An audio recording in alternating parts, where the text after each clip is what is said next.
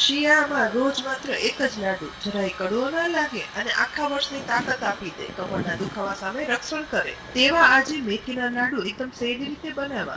મેથીને શેકી તેનો પાવડર બનાવી અને ચાળી લીધો છે. તેમાં ઘી બરાબર મિક્સ કરી અને તેને પલાળી લેવાનું. 8 થી 10 કલાક પલાળ્યા પછી તે હવે આવી રીતે સોફ્ટ થઈ જશે. હવે સૂકા કોપરાના ખમણને કલર ચેન્જ ન થાય ને તે રીતે ગોલ્ડન બ્રાઉન શેકી લેવાનું.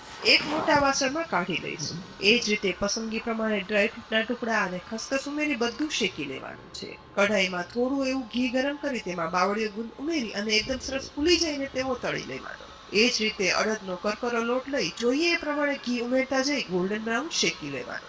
તેને પણ શેકેલા કોપરા સાથે મોટા વાસણમાં કાઢી લેવાનો. આ જ રીતે ચણાનો કરકરો લોટ પણ ઘી ઉમેરી ગોલ્ડન બ્રાઉન શેકી અડદના લોટ સાથે કાઢી લેવાનો. એ જ રીતે ઘઉંના લોટને પણ ઘીમાં બરાબર ગોલ્ડન બ્રાઉન શેક્યા પછી શેકેલા બીજા લોટ